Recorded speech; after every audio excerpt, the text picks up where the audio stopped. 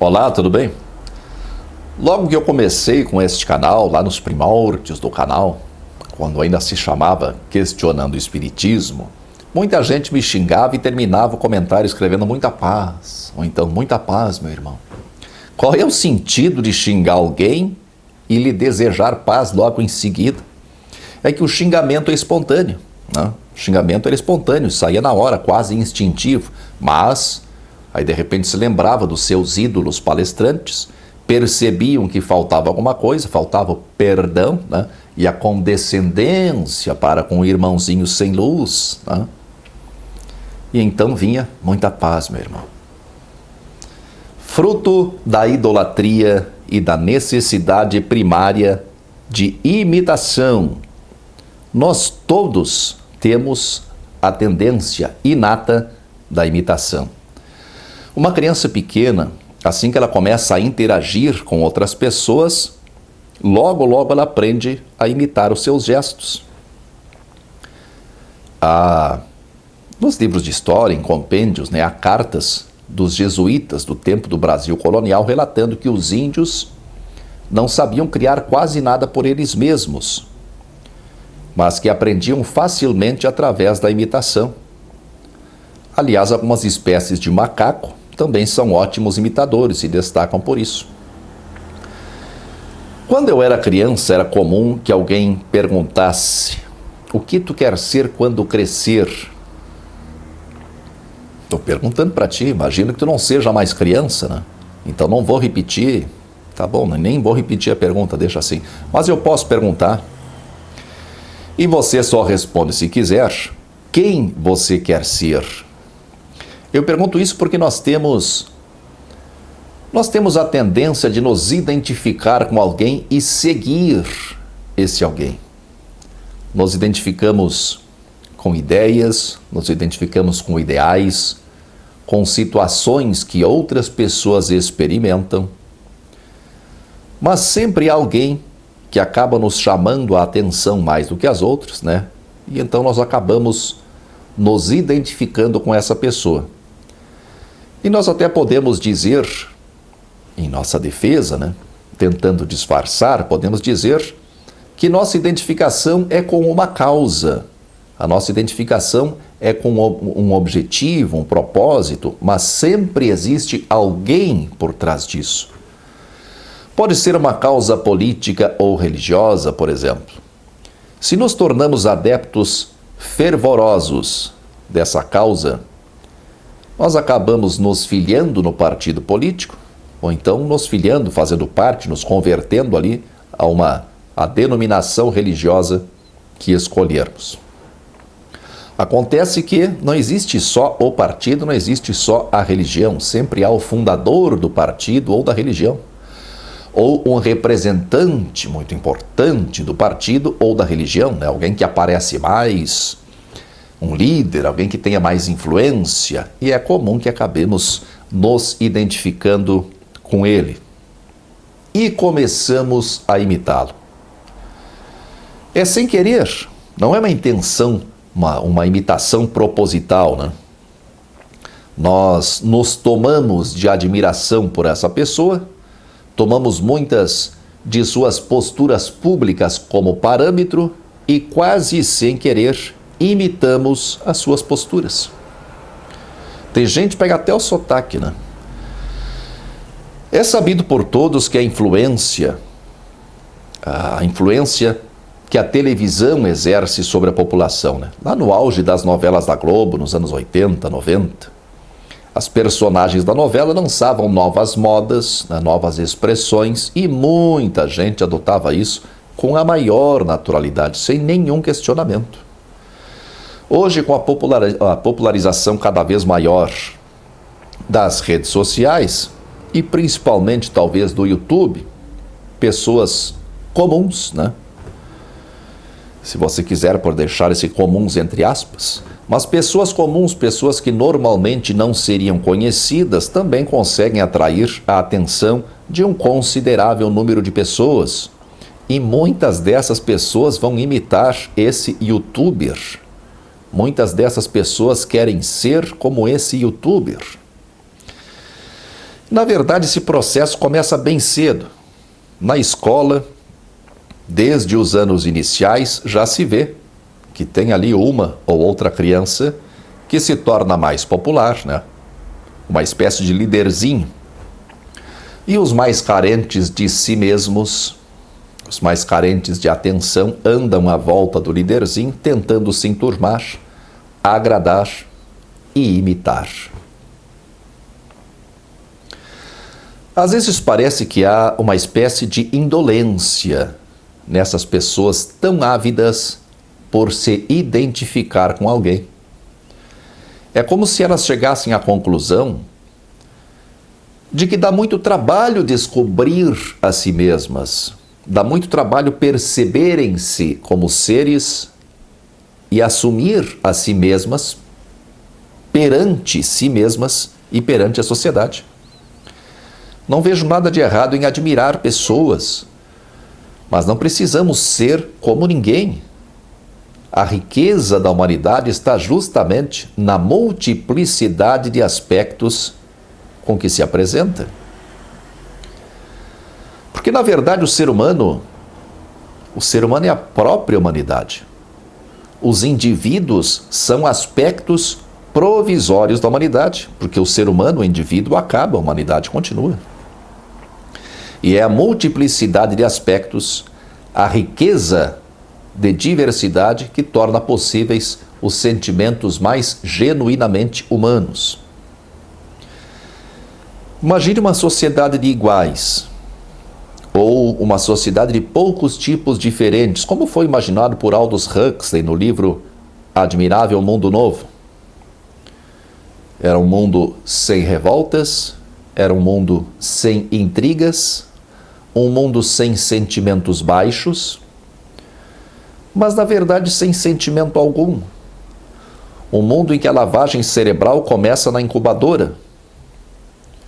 A lavagem cerebral atravessa toda a infância e acaba determinando como será a vida inteira. Isso tudo institucionalizado, uma sociedade inteira assim. Esse processo de identificação com ideias, com ideais, com causas, com pessoas, tem dois graves inconvenientes. O primeiro ponto inconveniente é porque nós passamos a servir de instrumento útil nas mãos de líderes. Mesmo que um líder não seja, a princípio, aliás, mesmo que ele seja, a princípio, bem intencionado, ele não tarda a se perder no labirinto do poder e vai acabar esquecendo que está lidando com seres únicos, que cada um tem a sua própria história, né? Cada um é um ser que pensa e que sente.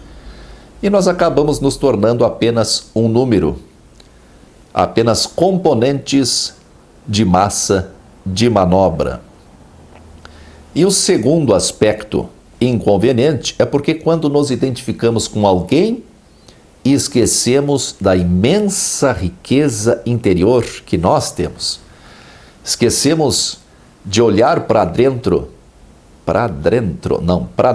de nós mesmos e descobrir sobre nós mesmos. Descobrir o mais fundo que pudermos. E assim sabermos o que realmente pensamos e sentimos e por que pensamos e sentimos. A verdade é que é muito trabalhoso, né?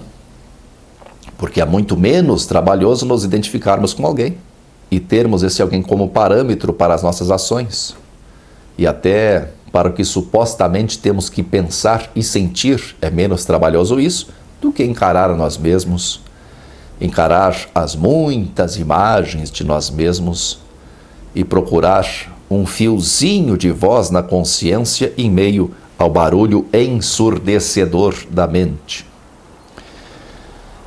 E é bom que se diga que quando nos identificamos, seja com uma ideia, seja com um conjunto de crenças, seja com uma ideologia, com um líder, nós assumimos o objeto da identificação como se fosse nosso.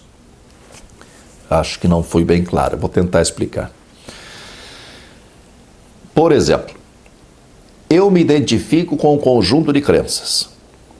Quando alguém vem perguntar qual é a minha crença, vou dizer que a crença que comungo é minha crença. Então, se eu sou espírita, como eu fui espírita durante 20 anos, então vou dizer que a minha crença é a crença espírita. Logo, a crença passa a ser minha.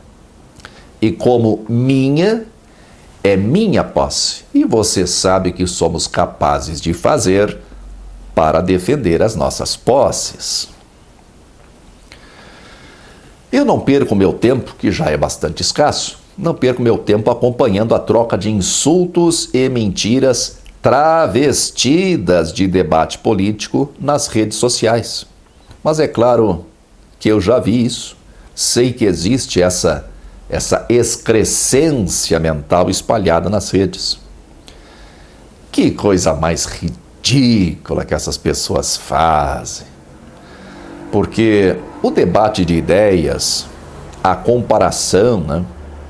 Não acho muito legal, mas a comparação ou mesmo confrontação de ideologias pode até ser uma coisa construtiva, pelo menos em tese. Mas nós sabemos que o que na verdade se debate hoje nas redes são os feitos, né, as grandes realizações para o bem e para o mal dos líderes políticos de estimação, com acusações de parte a parte, com elogios rasgados a pessoas ambiciosas, pessoas com sede de poder, pessoas com ausência de escrúpulos, que nem sequer sabem que os seus defensores existem.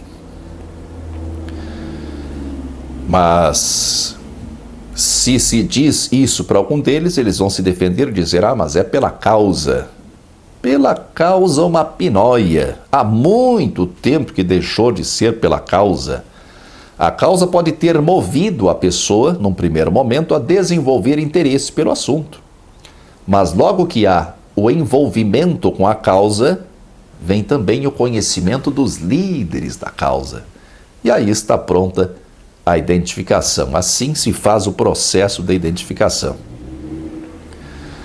E o que é que acontece no final das contas? No final das contas vira torcida, só isso. Eu, por exemplo, eu torço pelo Grêmio. Muitas vezes não gosto de alguém da direção, ou o treinador, ou algum jogador, mas continuo torcendo pelo Grêmio. Para o que eu torço? No final das contas, eu torço para algumas cores, para um distintivo, né? Deve ser isso.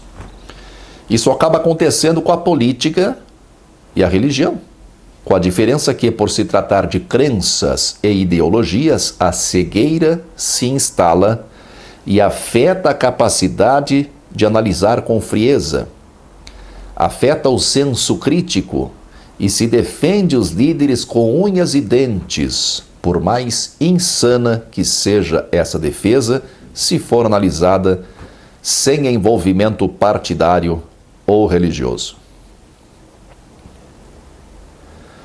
Por que as pessoas brigam por religião e política? Por que será que houve tantas guerras religiosas ao longo da nossa história? Justamente por isso que eu acabei de citar, para defender a posse, que nesse caso é a posse de ideias, a posse de ideais, né? Ou a posse de crenças estabelecidas, como é o caso de uma crença religiosa ou de uma ideologia política. Identificação gera sentimento de posse. O nosso primeiro instinto de violência se dá em função da posse. Nós vemos isso entre crianças pequenas. Crianças de 2, 3 anos já estão brigando, se agarrando ali por causa de um brinquedo. Se alguém quer tomar algo que é meu, o meu instinto é lutar para defender a minha posse. O mesmo acontece com as crenças, pois as crenças são posses. Se você se incomoda muito, né, quando alguém critica suas crenças, é porque você se sente possuidor dessas crenças. Você se identificou de tal forma que precisa defendê-las, nem que para isso você se perturbe, você desperte seus instintos primitivos e tenha atitudes que normalmente você não teria. Então eu pergunto novamente: quem você quer ser? Um possuidor agarrado às suas posses? Um reles imitador de líderes que nem sabem que você existe? Ou você prefere descobrir a si mesmo? Se você tiver sucesso nesse processo de autodescoberta, talvez você avance tanto que não saiba mais como definir a si mesmo e não sinta a menor falta de quaisquer palavras definidoras. Muita força e paz para você.